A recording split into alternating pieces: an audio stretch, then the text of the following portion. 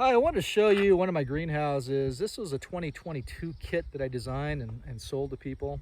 This one is 26.5 feet wide by about 118 feet long, and it's composed for glazing. All of it has 4-layer 8mm panels. One thing that's interesting about this structure is that it's on 80-inch centers for the hoops, 2-meter centers thereabouts. All my other greenhouses are much tighter than that. I'm on 42-inch centers across the board. And what I think is kind of interesting about this is that, I've had some big snowstorms out here, 8 inches stacked on top of the structure. And I even use this structure to store some stuff, some greenhouse materials, and never had any problem with structural strength. So it really tells you just how strong the galvanized steel hoops are. So this particular structure, I lined it with white plastic, and I did that just as an experiment. Wanted to find out how well the white plastic performed. And there's some permutations here, things that I'm learning. Soil prep is an important one. I put horse manure down, mixed it in, actually tilled it in with the native soil, and seemed to have pretty good success with that. As far as the additional light, have I seen differences between the black plastic and the white plastic? I don't know. I've only done this for one season last year. The tomatoes seem to grow very well, but I really can't comment on it. One other thing that I did a little differently on this greenhouse is you'll notice that I use some polycarbonate grow beds here. And this is a 2.5mm thick double layer. It's something that I personally stock and carry and actually sell. But it's cheap. It's really cheap. And I put T-posts on about 5-foot centers. I actually have the T-posts. So took 6-foot T-post, halved them, and then went ahead and drove them in about a foot and a half, depending on where you're at.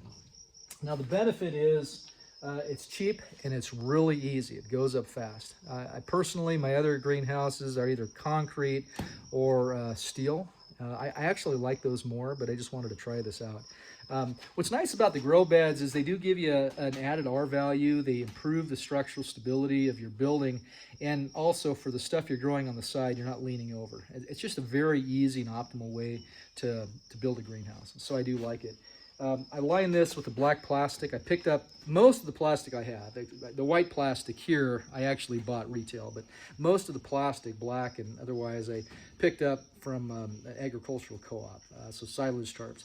They're free. It kind of saves the planet by getting them out of the landfill and repurposing them. So this greenhouse, normally I have tomatoes in here. All these are basically volunteers. I didn't water it all through the winter, so as soon as I watered, I've been kind of delayed this year in planting, but as soon as I watered, they just popped right up. So it's been really good, really easy. Had to plant a few things. Because we don't live here and we're based solely on solar power at this location, nothing's automated out here. We have to manually turn on valves and open the doors, things like that. So typically I leave the doors open all the time. So I'm not able to fully take advantage of the benefits of the warmth by retaining that heat overnight. So things aren't as big as they should be here at the beginning of May. You'd expect them to be a lot larger. So one other thing that's kind of nice about these truss members, so I do have trussing, diagonals as well as the horizontal. Gives me the opportunity to store stuff. So I store things, greenhouse material, stuff like that. And seems to hold up pretty well. It dampens the light that the plants receive a little bit, but not enough to justify any problems. The other thing that I like when you're dealing with carbon neutral approaches to agriculture, water supply is an important aspect of that. It's so easy to plug into the grid, have your pump going up to 60 psi, use either a drip or a spray or mist system. You can't do that if you're trying to optimize your system to minimize carbon emissions. So here what we did is we used oversized lines. We simply have a 1/2-inch horsepower pump. And that delivers everything to us via 1 1/4-inch polyethylene line. And then we branched down to these 3/4 lines here.